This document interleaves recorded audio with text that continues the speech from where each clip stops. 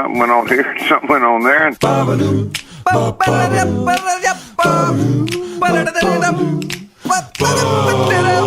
Tonight on Taggart and Torrens, Brent Butt checks in from the road to tee up his new movie, No Clue. Brian Vollmer from Helix checks in. And Jeremy and I go head-to-head in a brand new game called Poem Sayin. All coming up on TNT. Tidy's calling you Studley. Hey, Jonathan, how are you today? Jeremy Taggart, I'm living the dream. How are you, sir? I'm loving this. Is number 5. Episode number 5. This is it. The people said it couldn't happen. The water is under the bridge. This is the second time we're not together in the same room. You're in Truro. The water's under the bridge. Truro's the new T-Dot, by the way. Water's under the bridge. It feels like in a lot of things this week. With the Olympics over, are you suffering pride withdrawal? Do you not really know what to watch or who to be or what to do or what to cheer for? Yes, I have the Olympic withdrawals. It was a beautiful Olympics. It was wonderful. We won lots of gold. The Canadian women game was probably the best hockey game in the history of mankind, womankind, and the gold medal game was great. I did mention on Twitter that I was going to talk about this story with Rick Nash, who was a great part of our Olympic team, and sure, they brought home the gold, and he's a big, tough guy. And imagine 10 years ago, and I'm at a northeastern Toronto bar, frequenting with some buddies from York Downs Golf Club. We were playing, and these... So tough crowd, good times, a lot of drinking going on, 18 holes of drinking and getting banged up. So we go to this bar, and we're hanging out, and all of a sudden there's Rick Nash. He's off for the summer. This time he was playing for the Blue Jackets, one of the best young rookies in the NHL. Eyeballing me. Jonathan giving me the stink eye of all time. So not hey, what's your name? No. Eyeball.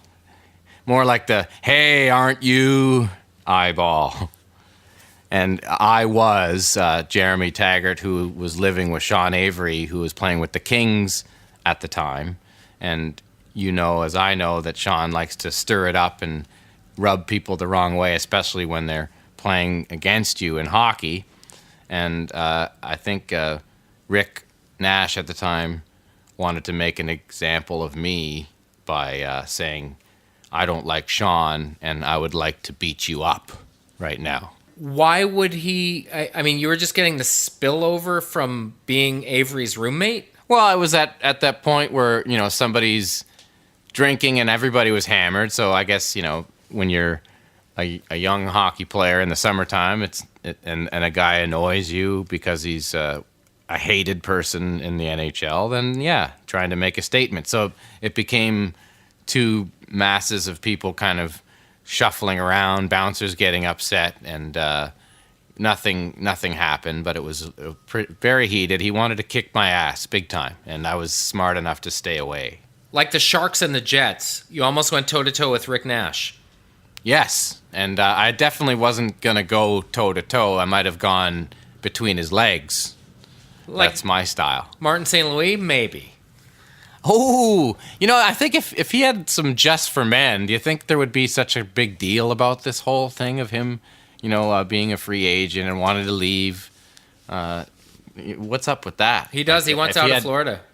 If he had jet black hair, I think he would be he'd be getting all the money that he wants. How cool would it be? What if he went to St. Louis and dyed his hair? Yeah, Martin St. Louis.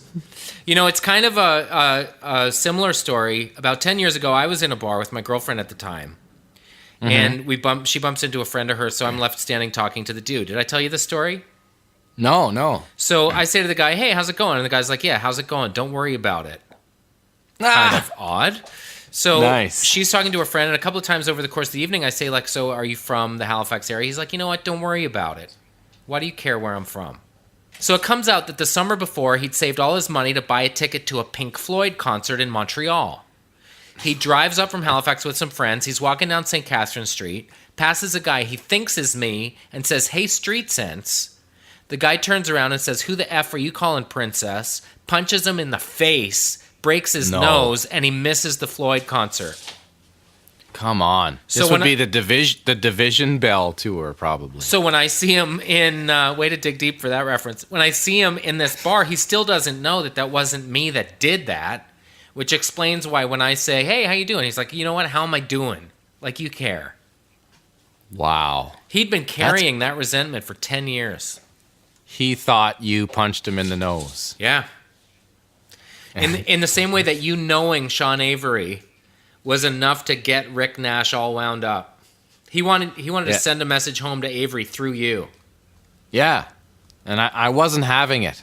I was having some speed with my legs to get the hell out of there. Can we talk just for a couple of seconds about you and Avery being roommates and the sitcom potential that has? A lot of annoying mornings for me. The guy is a clean freak, to-do list freak. I like to sleep in, and at that point I was drunk every day, and it was The Odd Couple, but the modern version. So that stick-waving, Marty Brodeur infuriating mosquito of a man is a clean freak? Oh, the worst. Yeah. Come on. Oh, and you should see his closet. Just dialed everything. Everything's perfect. That kind of surprises me.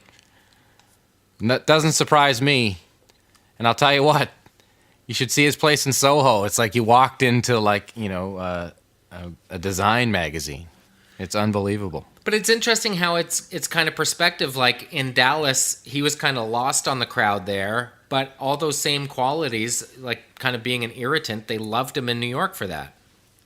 Yeah, I think it's one of those things where it's the old classic where he's great if he's on your team and you can deal with it. But I think eventually, I think Sean was getting a little bit bummed just with being an NHL hockey player and probably wanted to move on and do other things, and that's why he's gone on to marketing and all that kind of stuff. So. But one of the things I like about him is that he inspires a reaction. There's something very authentic to him and the way he plays. Like that whole waving his hands in front of Brodeur, that was so unusual. And there was no precedent for it. But at least it was authentic and exciting to watch. Maybe part of the reason it didn't happen for him in LA is because it is kind of a fake town. Speaking of which, the Oscars are coming up this weekend. I couldn't care less. Well, how about when we were kids watching, the Jack Palance one-armed push-up days, having Robert Redford and Gene Hackman and Dustin Hoffman or how about Roberto Benigni hopping up in the chair and making that incredible speech? It seems like actors now are so taught by their PR hacks to kind of message track and stay on point. There are no authentic moments. Even the choice as host, Ellen, she's funny, but it doesn't have the Paul Hogan, Chevy Chase, Goldie Hawn, 1987 what's going to happen factor. Well, the pedigree has dropped in a sense when even watching the Golden Globes, when I'm watching Jared Leto do a speech accepting a Golden Globe, and I was just like, well, this is a whole new generation. This is the filet mignon has become the Big Mac.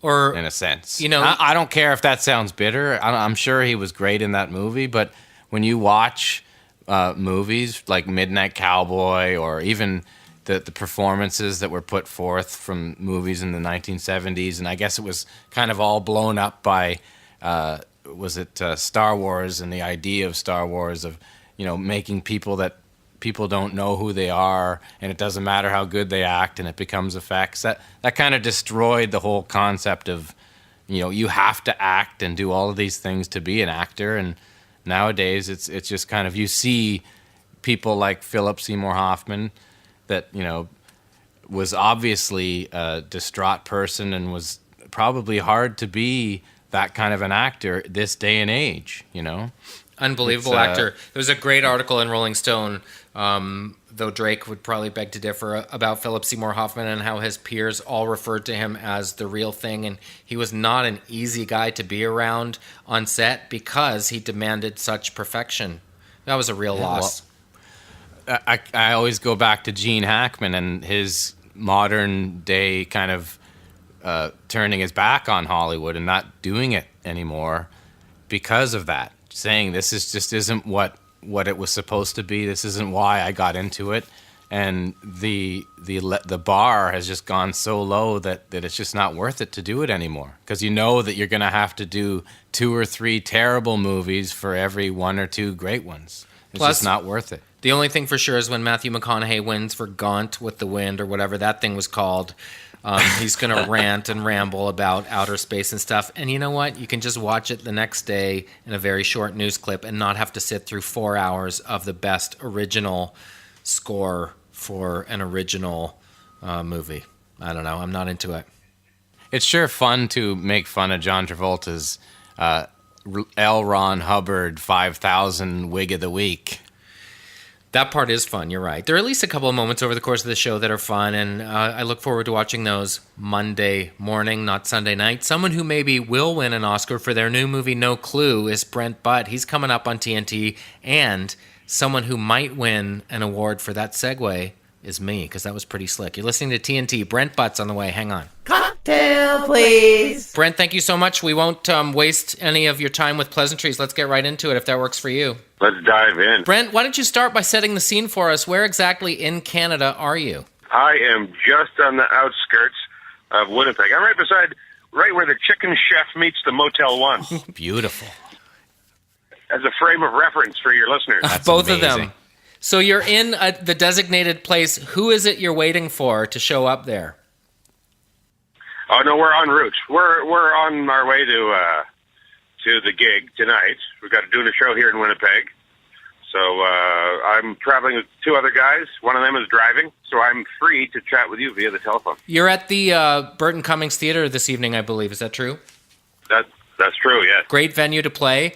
As a Beautiful broad venue. strokes question in comedy, are there towns where you're more apt to destroy than others? Are some towns just great comedy towns? I don't know. I haven't found that. I haven't found regionally or geographically any difference. I always find that, even in the same town on any given night, if you're doing 2 shows, those 2 crowds can be so completely different from each other. So I haven't found any. I look at each audience as its own brand new entity. You have no idea what you're going to get, no matter what city you're in. I feel the same way with music. It's the people kind of make the venue, for sure. Yeah, you get like 500 or 800 individuals, and that automatically creates this new animal, and you have no idea what it likes.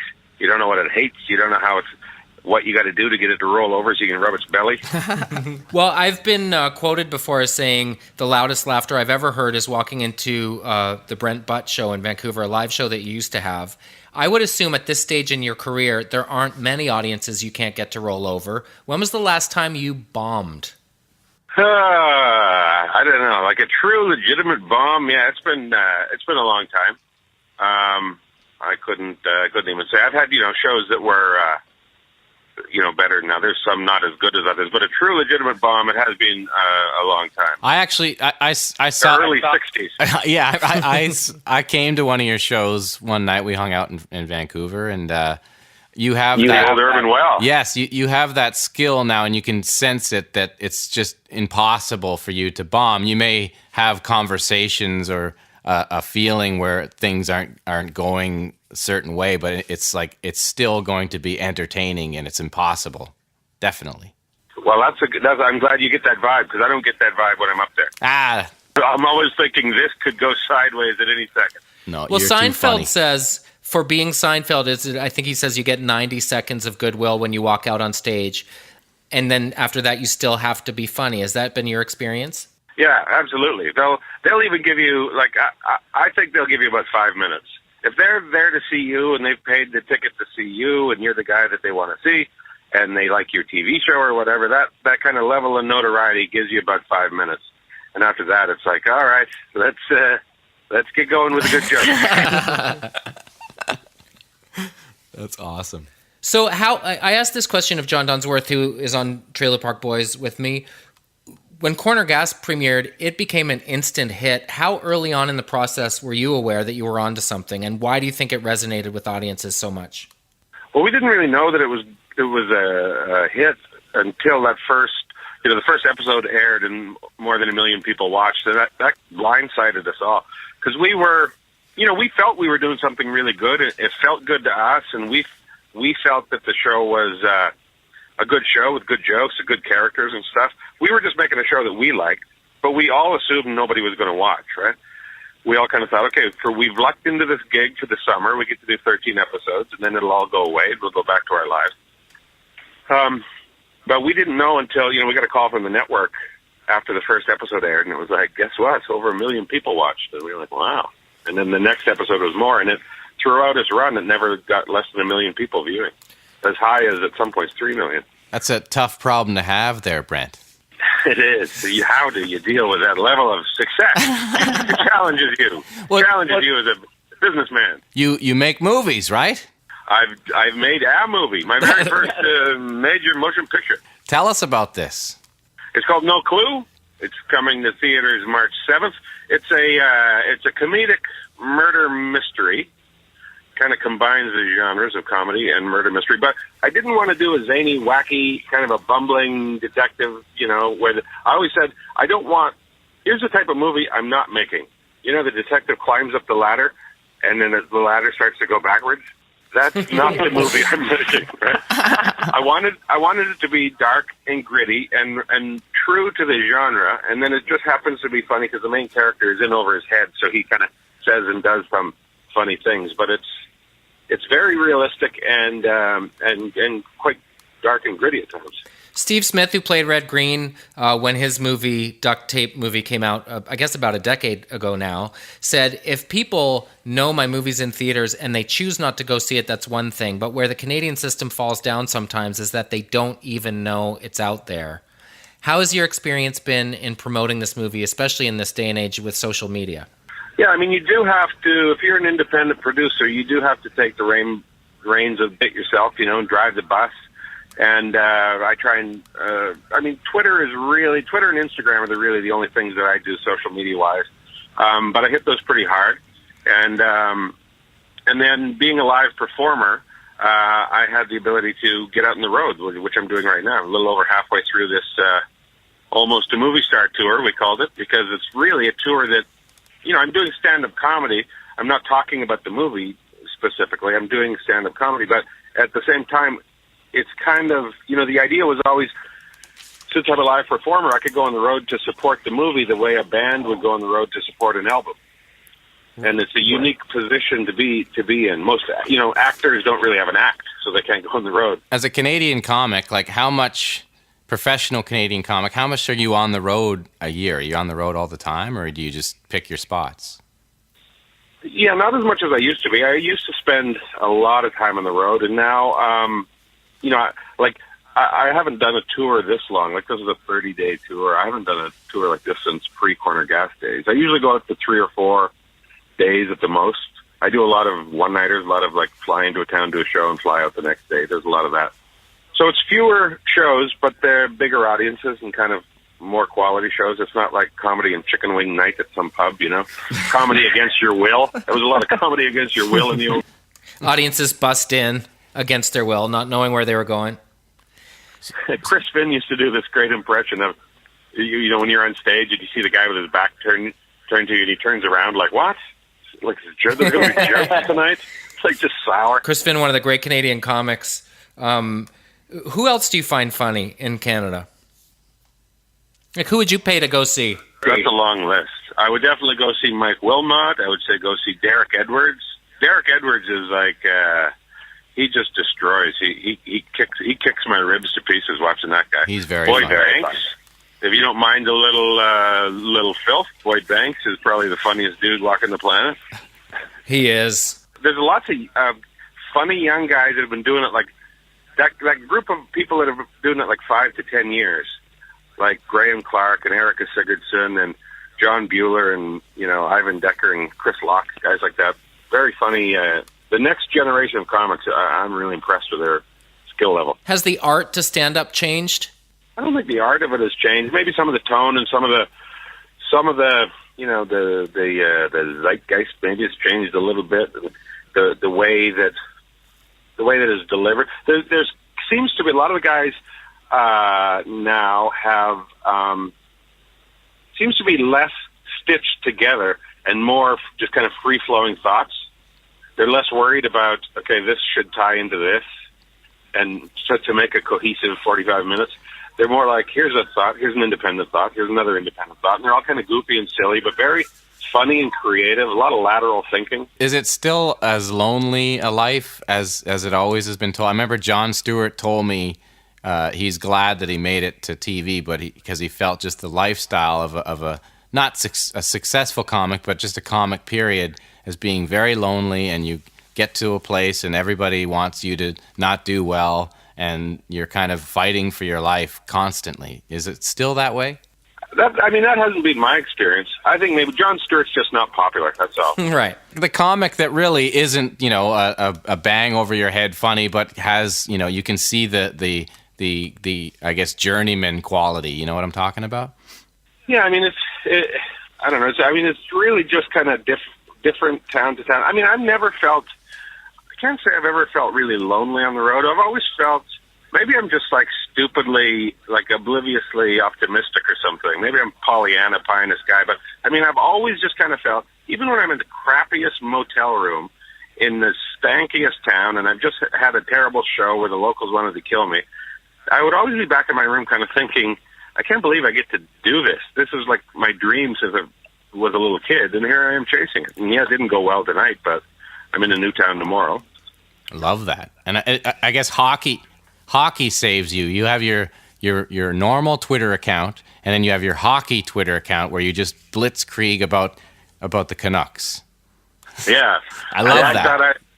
I thought I should open a separate account because I want to just be able to mega tweet during a hockey game when I watch the Canucks, and so nobody should be forced to. If you're not into the Canucks, you shouldn't be forced to have 14 tweets a minute.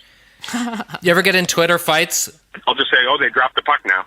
Like, that'll be a tweet for me. So it's really, you got to really be into the game. The way Norm Macdonald tweets with golf, by the way. I know. I had to stop following him. I had to, too. How hard a decision was that? One of my comedy icons and heroes. Yeah, but it's just a guy rambling about golf now. Yeah.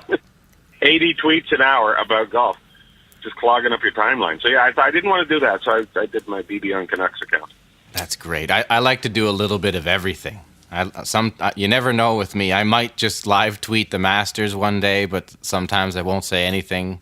I understand that, but I when Norm Macdonald was doing it, we're not talking about like a tweet. This was like for like 3 months. Anytime there was golf, every single little thing, and it was really small, odd tidbits like Tiger's eyeing a putt, and that's it. Like hundreds and hundreds of these tweets, just clogging up your timeline. What are you going to do?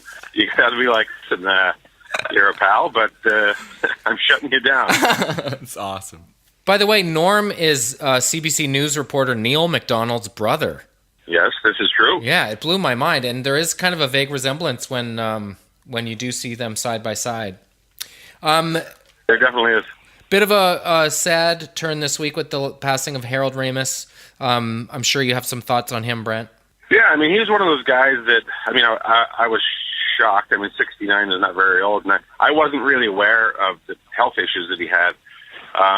So it kind of blindsided me. And but he's really one of those guys. When he passed away, you start thinking about the stuff that he did, and you really go, "Wow!" Like about 8 out of my 10 favorite comedy things, he had his mitts all over. You go, that's pretty impressive. Stripes. Unbelievable. All the stuff that's made you laugh from the late 70s through the 90s, like he was all over. Even like the way certain people act, like the way that Bill Murray acts, the lines that he has a lot to do with that pedigree that kind of Harold Ramis dotted out in a lot of those early, the Caddyshack and Stripes, and just the idea of that acting and the subtlety of the kind of smart-ass stuff. And the heart.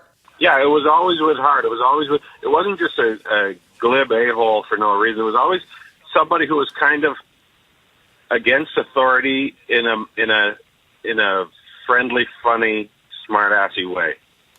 And it was easy to cheer for somebody like that. And you wanted to see, the bad guys were authority, and you wanted to see them fail. Thanks a lot, Brent, for stopping by, man. Really appreciate it. Hey, can I ask you one more question before we let you go? Absolutely. I have a theory that in Canada there's kind of a he's had his chance feeling about when people have been in a high-profile series like Corner Gas, maybe the most high-profile series in our history.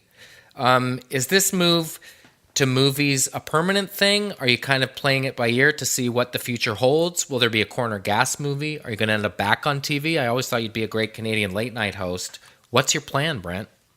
I am kind of playing it by ear. I mean, doing a movie was something I always wanted to do, and I really enjoyed the process. And if somebody came along and said, "Hey, this this movie was great. We want you to do another one," I would jump at the chance. But having said that, I also think that I kind of belong on television, and I feel very comfortable on television. And I've doing a late night talk show. Something I always kind of looked at myself as doing.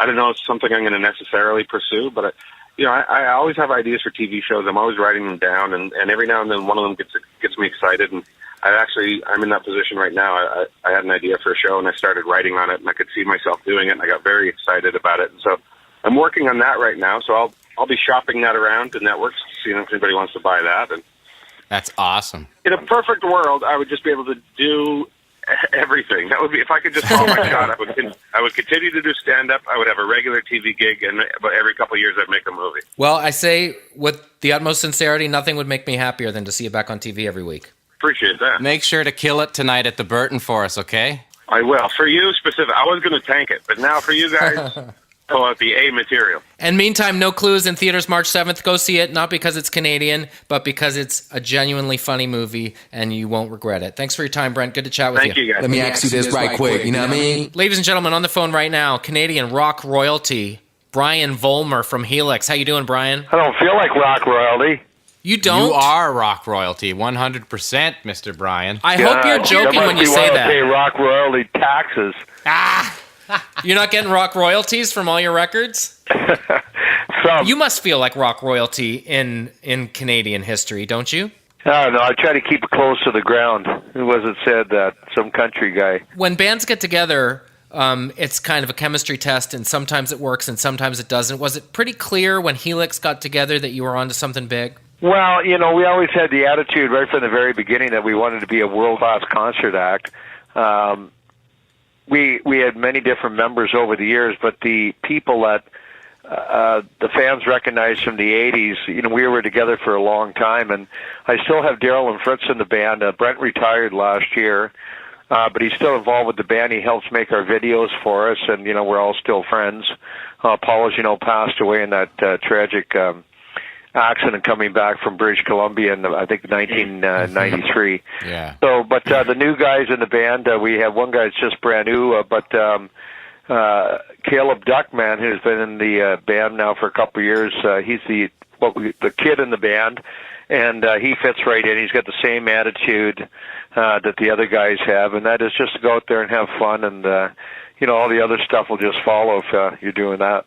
I remember when you guys, and you definitely, I think, accomplished your goal of being a huge live entity and putting on a really big show and having a lot of the stuff that you need to put on, I guess, to compete with the other bands in the day. And what was your, I guess, heroes growing up? Was it bands like Zeppelin and bands like Queen that had the big stage, or who were some of the bands that you guys kind of emulated to get where you were? Well, we really listened to Aerosmith a lot, and we emulated a lot of the bands that we did the copy tunes of when we played the bar circuit in the late 70s and early 80s. Guys like Ted Nugent, like I said, Aerosmith, but even the Beatles, all sorts of bands that were popular at the time, and I think that's why we became kind of Heinz 57 of the Canadian rock bands when we put out material, because we listen to all those different types of music. The Canadian music scene is so small even today, but what was it like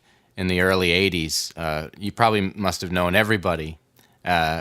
What did it feel like? Did it feel like kind of like a fishbowl or what? Not really, because we traveled right across the country, so we knew a lot of different bands, and even in the late 70s, we were already starting to make inroads in the United States. We had our first independent album out on H&S Records. It was called Breaking Loose. In fact, we were one of the first bands ever to release an independent album. And on that album, we toured the state of Texas. So we were basically homegrown heroes to our friends back home. And then in the next independent album we put out, White Lace and Black Leather, that became a #1 import over in England, and laid the groundwork for us to get signed to Capitol EMI on the No Rest for the Wicked album. But we were playing so much, we really didn't see a lot of other bands. We knew a lot of bands like Greg Godovich and Vehicle and Major Hoople's Boarding House, Copper Penny, the Pumps when we were going across the country. But we played all the time, so the only time we really come across those other bands is when we saw them on the road at a truck stop or something like that. And it was a big world back then because you could tour right across the country on the bar scene. In fact, I've many times thought of writing a book about the golden age of the Canadian bar scene because it doesn't exist anymore. Yeah, you should do that. I wish you would. Well, it was a special time. We were rock and roll gypsies, as Richie Oakley used to say. And it was a great life, sex, drugs, and rock and roll. It really was true because it sure as hell wasn't a lot of money. We started off at $40 a week in Helix. And you eat a lot of French fries and $40 a week. Oh, and some gravy if you're lucky. And you learn how to make craft dinner a variety of ways. In fact, we could write a second book about 100 different ways to make craft dinner. Oh, my gosh. Cooking it on the carburetor is probably one of them. Well, we used to carry one of those, those plug-in frying pans. Oh, and a lot of hotels wouldn't even allow you to cook food in your rooms. We used to do it anyway, and Fritz was the worst because he always kept broccoli, which, as you know, after a couple of days of going bad, just smells rotten. And even when you process it from the mouth to the other end, it doesn't smell so good either. Hey, Brian, you must have opened up for some crazy bands. You have any crazy tour stories from the early days? Well, one of the craziest gigs we ever did was at Algonquin College up in Ottawa. We do set way back when. I still know Jerry. And we got up there, and a friend of mine who actually is, he's been on quite a few comedy shows. I won't tell you who his name was, but he was a good friend. He came out and he said, he says, you want to do this stuff called future drug? And we go, future drug? Whoa. And he said, well, look at it. I said, what do you do? How do you do it, right? Anyway, he rubbed it in the palm of his hand and it disappeared. He said, you do it like that. And he says, yeah, you can't freak out on this, right? So we, of course, me and the bass player, Bert, and Brian Durner, we all did it. Well, Bert, nothing happened. And Brian Durner was stoned for about 2 weeks. What happened? What kind of a deal was this stuff? I don't know what it was, to tell you the truth. I was told it was some type of tranquilizer for mental patients, but I know Brian Durner told me that 2 weeks later he was out shopping with his wife and the cans of tomato soup started talking to him. Come on. Holy. Oh my God. But that's why it was called Future, because you're... Everybody at this concert in Algonquin College, there's about 2,000 people there that night. Everybody was doing it, and it was just nuts. So I guess that's a crazy story. Holy cow. What people were just like staring, or what kind of a reaction were you getting in the crowd? What the hell was that? It wasn't really like that. It was more like you just felt really happy. Wow, so people were just overly excited in the crowd. Yeah, and the next day we had to play at the Manor in Kingston, which was right across from the Kingston Penitentiary. And I remember Brian Durner coming to me at that time. He used to go on at 9 o'clock and do 3 sets. And I remember Brian Durner came to me at like 8:45. And he went, "I'm too high. I can't go on." And I didn't know what else to say, so I went, "Oh, it's okay, man. Just go on. You'll come down eventually. You'll be all right, And how was it? I'm thinking, oh my God, what if we can't play, right? Have you ever not been able to go on stage because you were too chemically or alcohol altered? No, in fact, I never ever did drugs or even drank in the early days before I went on stage. We were actually pretty tame. Like I noticed you said in the early days. We always, whenever we did it, we didn't really do a lot of drugs, to tell you the truth, in Helix. But whenever we did it after the show. And now I'm straight. I'm drunk. I don't do drugs. I don't even smoke cigarettes. So like I said back then, we were living the life, and we were young guys, and that was part of it, So what's touring like these days? Is it kale shakes and laundromats? What was the first thing? Kale shakes. Like real healthy juicing and stuff? Oh, I thought maybe it was something like a laxative or something. Kind of is. It's the new fitness craze. Everybody's, green juicing and stuff like that. Are you guys all super healthy on the road? Well, I go to the gym every morning when I'm at home. I try to do it when I'm out on the road as well. I'm a member of the Y. So, when I'm in Moncton, New Brunswick, I go to the Y there. It's got a great Y, Calgary. And I run a lot. I run about 5 miles every second day. Hey, Brian, have you ever met John Candy? That was one person I always wanted to meet. I never did. My best buddy Randy knew him because my best buddy Randy used to be the world's #1 Papa Shot player. Those games where you shoot the basketball in the machine? Yeah. And he used to have machines in at the Dome up in Toronto, at Sky Dome, and he met John Candy there many times. What was John Candy doing there? Playing John Candy was involved with the Argos. Oh, so yeah, he wasn't just playing the game. No, he wasn't quarterback enough. No, I thought you meant the little pop game that he was talking about. Was he talking about vending the game at the Well, Randy had games in at the Sky Dome. Yeah. And then when he go to take the money on that, he'd run into John Candy. See, I'm always trying to twist it into John Candy doing something awesome so I can appreciate it more. So, but I was a big John Candy fan. It's funny, how people touch you and you don't even meet them. And that was one guy. I think I had tears in my eyes when I found out he had passed away. Same. Across the board. You felt like you knew the guy. And it had never occurred to me that he was even mortal. As weird as that sounds, he was so much bigger than life. Mm. So you formed Helix in 1974. This is your 40-year anniversary of the band. That's correct. Actually, it wasn't me. It was a guy named Bruce Arnold who was drummer in the band. I was in the original band, though. Yes. Does it feel like 40 years? Not really. It's gone by really quick, to tell you the truth. And I'm by no means at the end of the life of the band. We're working on a new album right now. I think it's our 13th full studio album. Holy cow. We already have a record deal on it with Paris Records out of Houston, Texas. We have dates coming up in Spain. I think we're going to be doing a tour of Scandinavia in October. We're down in the States at the end of May. Loverboy and April Wine. April Wine and Honeymoon Suite for Rib Fest. That's right. How did you know that? Because I'm debating making the trip. It sounds like an unreal gig. Oh, it's going to be a lot of fun. Spain's going to be really good, too. I got Brian Kenny, who used to be the tourism minister in the Sean Graham government in New Brunswick. He has a fishing show with his neighbor Glenn, and he's coming over to Spain to film us for 3 days. Also going to shoot part of the fishing show and go deep-sea fishing off the coast of Spain, which will be pretty cool. Oh, my gosh. So apparently Helix is Latin for hustle and flow. Well, even at this stage of the game, you got to work it. It's not going to come to you sitting on the couch. I love it. But I love doing this job. I get frustrated some days. The biggest frustration I got is all the friggin' government paperwork. It nearly buries me some days, That's the most frustrating thing for me. But, playing and that, I love it. I love touring. Some people hate traveling. I just think that's a cat's ass for me. Going to different countries and going places and, driving across the country, too. A lot of people go, how can you drive from London, Ontario to Calgary? I go, are you kidding?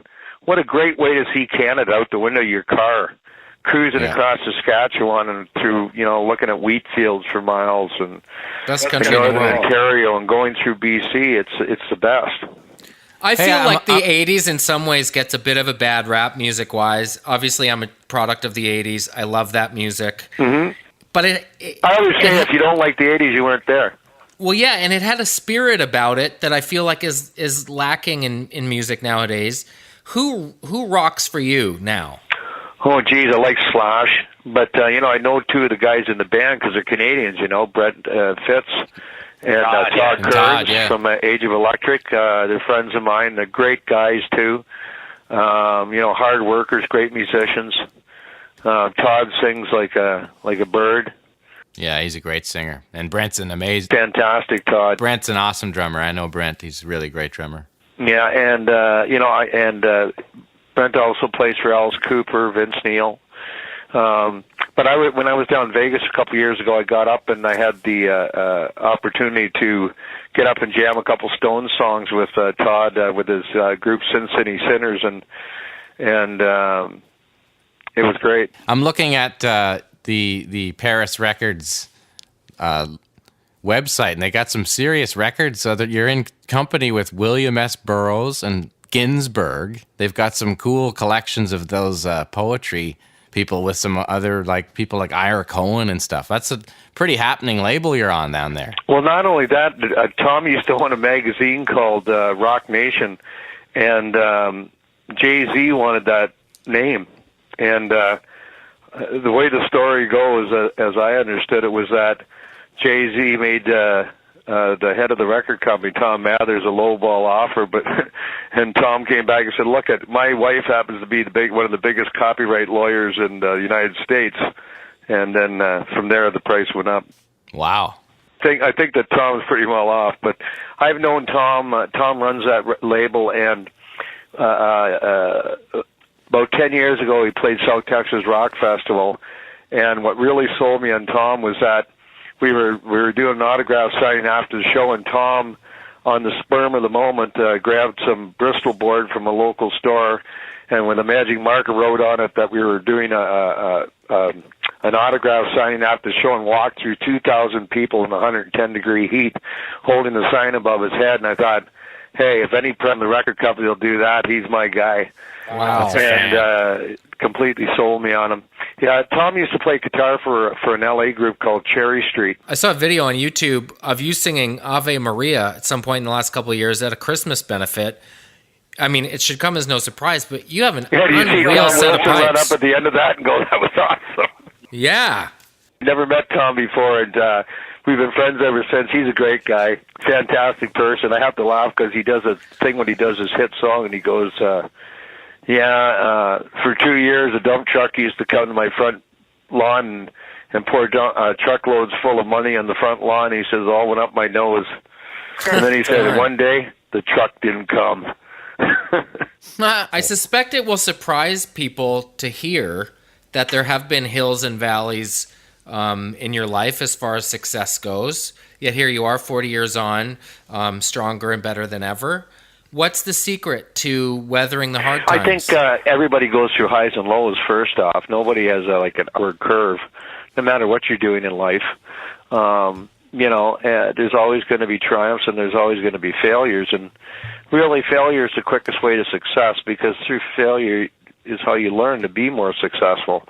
But my advice to anybody starting off in the business is to do it for the love of music, and because you want to do, not for the fame and fortune, because if you're there for the fame, fortune, and the money, boy, you got a long wait.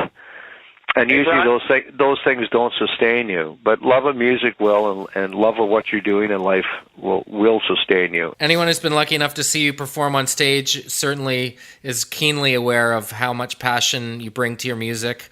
I've had the good fortune of crossing paths with you several times through Trailer Park Boys over the years. And man, I'm always richer for our time together. You're so positive and upbeat, and we really appreciate you taking the time to stop by TNT, man. Thanks a lot for stopping by, Brian. Great to have you. Nice talking to you. Brian Vollmer, Canadian rock royalty. Canadian rock royalty is the exactamundo, as Fonzie would pen. I like me some Brian Vollmer. Me too. I also have been working on, I don't mean to let the cat out of the bag, but I've been working on a J-Rock tune that uses Gimme an R as the sample. Ooh, I'd like to hear that. R-O-C-K, what you got, J-Rock? And what you gonna do? Rock the mic, check, 1, 2. It's gonna be tight. Do you have a premise yet for some verses? I think I'm gonna go outside the box, and it's gonna be about women and drinking. Oh, nice. And also old chains and stuff. It's funny. We had a tweet last week that thought that J-Rock and Ronnie might be a little bit irked by J-Rock, and they were kind of perturbed by that a little bit. And I was to think that why would Ronnie like J-Rock? If you actually think who J-Rock is. And if you're doing J-Rock, how you do J-Rock, Ronnie probably would tell J-Rock to get lost after about, Right, get off his lawn. get out of my scene. J-Rock So would that's- show up at his door asking if he had any bottles. He's like, of course he's going to say you're lewd, and that's a lewd thing to say. Pushing up on a tidy. I really appreciated that. My dad actually is not offended whatsoever, but it's pretty funny. That's good, because when Ronnie starts dropping words like lewd, that's when things get heavy. All right, we're going to try a new game this week where we challenge each other to read the lyrics of a well-known cheesy love song without laughing. It's called Poem Sayin. Poem saying? Poem Sayin. It's like No I'm Saying, but it's a poem. Yeah. Nice. And each of us has to not only laugh, but also deliver. Like, you can't just read the lyrics. You have to deliver the lyrics as best you can. Like, put as much emotion into it. That's why it's called Poem Sayin. So the song that I picked for you is Father Figure by George Michael. Father Figure by George Michael. Yep. The lyrics should be in front of you now. Okay. This would be the Lord of the 5 o'clock shadow. Yeah. George Michael. Okay, Father Figure. Here we go. I got it. But you got to mean it. I'm going to try and mean it. Okay.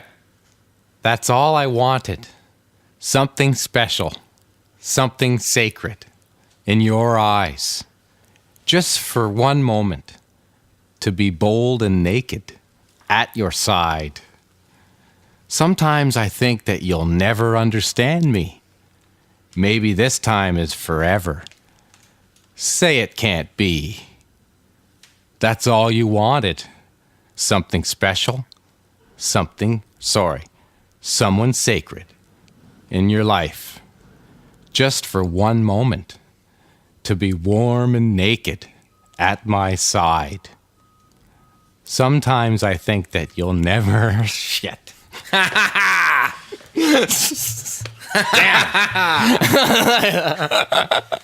Okay. That was good. You know what we should have been doing? We should have been timing it so we could see how long you get. Well, we could do that, but I got to, I believe, the second chorus, I think. By the way, that was What? impressive. Oh, thank you very much. Okay. Now it's my turn. Okay, Poem Sayin. Your poem saying is When I'm With You by Sheriff. It Come should be on. right in front of you now.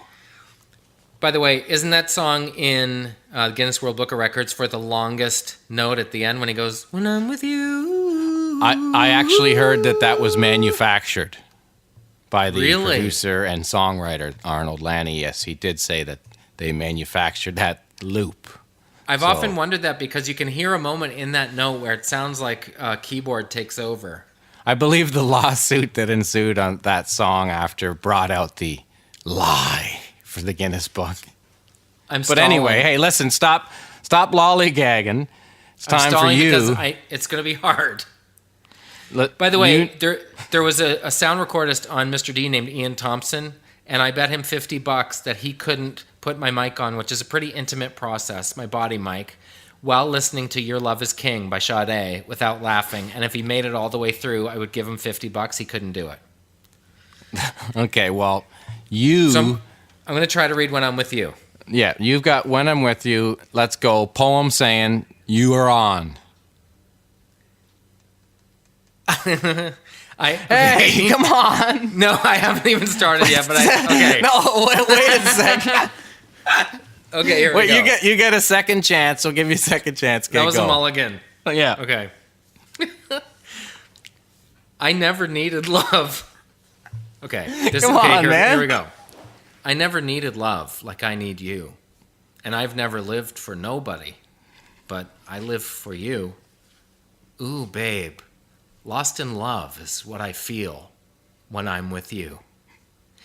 Maybe it's the way you touch me with the warmth of a sun. Or maybe it's the way you smile. I come all undone. Ooh, babe. Lost in love is what I feel when I'm with you. Baby. Oh, I get chills when I'm with you. Baby. My world stands still when I'm with you. When I'm with you. Are you laughing? Of course. I never cared for nobody like I care for you, and I never wanted to share the things I want to share with you. Ooh, babe, lost in love is what I feel when I'm with you. You've already laughed like 3 times. I know. Yeah. It's pretty ridiculous. Yes, I know. Well, this is a tough game. It's a tough game. It's a tough game. It's a tough game. All right, I would say round 1, in fairness, you probably won because I had a little trouble getting out of the gate. But I'm going to dial things up a little more in round 2 of Poem Sayin. Your song is We Don't Have to Take Our Clothes Off by Jermaine Stewart. Holy moly. That's a tough one. Okay. I dug All right, deep. I got it up here. Not a word from your lips. You just took for granted that I want to skinny dip. A quick hit. That's your game. But I'm not a piece of meat. Stimulate my brain. Night is young. So are we. Oh, shit. I gotta go. You gotta let me try this again. This is too good a song. You laughing is fucking me up. I get another chance because you're killing me. I tried not to laugh. Okay. Not a word. Okay. Okay, hold on. Okay.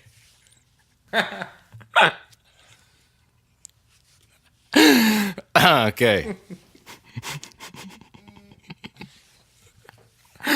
Oh, now I got the giggles on this one. Okay, here we go. Not a word from your lips. You're out.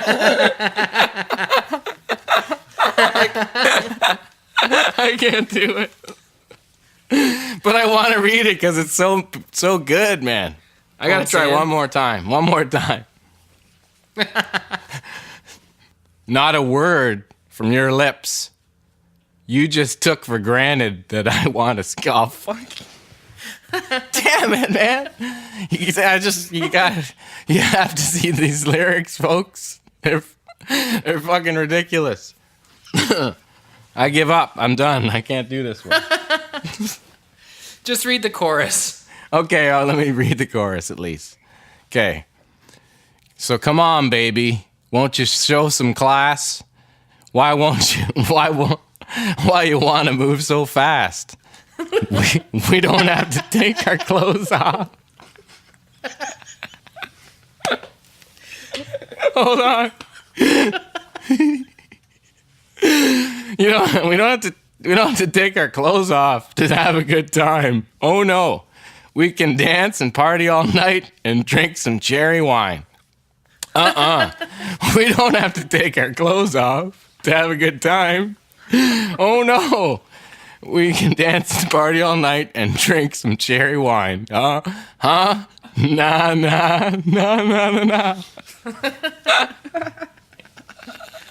Wow. Oh man. That's nuts. I can't even. All right. All right. Okay, now you got one here. Hold on. That was this amazing. This one's for you. Rupee. Tempted to touch. Poem saying. Rupee, this is a hit. Tempted to touch. Who's Rupee? Just do it. All right. Tempted to touch. Yes. To all the ladies in the dance, I lose all control when I see you. Standing there in front of me, your style, your clothes, your hair. You fair woman, you look so sexy. The way you whine and the way you dance. The thing that cracked me up is it says D-E. The way you whine and the way you dance. All of a sudden it's a subtle the way. And the way that you twist and turn your waist leaves me wanting, leaves me yearning, leaves me feeling for a taste. Before the end of the night, I want to hold you so tight. You know I want you so much, and I'm so tempted to touch. Tempted to touch. Tempted to touch. Little woman, man, I need you so much. Tempted to touch. Tempted to touch. Little woman, man, I'm inside your clutch. Tempted to touch. Tempted to touch. Little woman, man, I need you so much. Tempted to touch. Tempted to touch. Little woman, man, I'm inside your clutch. Okay, that's Whoa. pretty good. That's some rough stuff. That's a tough game right there. The way you whine and the way you dance. Yeah, and the way that you twist and turn your waist. Poem I would, Sayin is hard. Hey, let's first of all, let's ask the people listening to send in their suggestions for Poem Sayin, and maybe we'll try them next week. That is Perfect. hard. Yeah, it is hard. And I think you won that second one. So I would, in my eyes, that was a bit of a wash. That's why maybe the people can decide on the Twitter machine as well who did better on Poem Sayin. Oh, that was tough. Especially, I mean, when I heard you start to laugh, that's when I was gone. Yeah, that's how it always rolls. Where's my beer chair? Now, that was a great game. I got to give you kudos for Poem Sayin. That's awesome. Well, it's surprisingly hard, and I encourage people to play it at home. And like we said, send in on Twitter their suggestions for songs that we could try to do for Poem Sayin. Obviously, it just makes it that much harder when the other guy starts to laugh, and some of these lyrics are pretty ridiculous. And pretty simple way to have a good Saturday or Friday night to get banged up by playing Poem Sayin at your own leisure. It's free. It's the game that everybody wins. Here's the thing, though. I will confess, just between the two of us, I do have a bit of a weakness for some of those cheesy ballads. Like Your Boys to Men, I do listen to that sometimes. They're musical, kind of a guilty pleasure. Who's your guilty pleasure? Musically, I'm a bit of a snob that way because I feel like I can't listen to terrible music. But, that's not true. I'm sure I do listen to some. Maybe when older music, it doesn't really bother me, period. I can listen to anything from 60s and 50s, and I'm sure some of that at the time when it came out was pretty cheesy. But I find it to be too pure to be cheesy in my heart because it's music. We could talk about movies. Have you ever sung along in the car to What Does It Take by Honeymoon Suite? Never. Come but on. You have. You have, haven't you? You're darn right I have. I do remember hearing that with my brother Jetson as a kid on the clock radio before bed. I remember I think it was 9 o'clock Chum FM hits or whatever, and that song was on it. And at the time, I didn't hate it as much as I do now. So you could call that in a sense, but I wasn't singing the lyrics. How about when you were a kid taping songs off the radio and you'd clip the DJ's intro to the song, and then every time you heard that song again, you'd assume you would hear that DJ's voice again?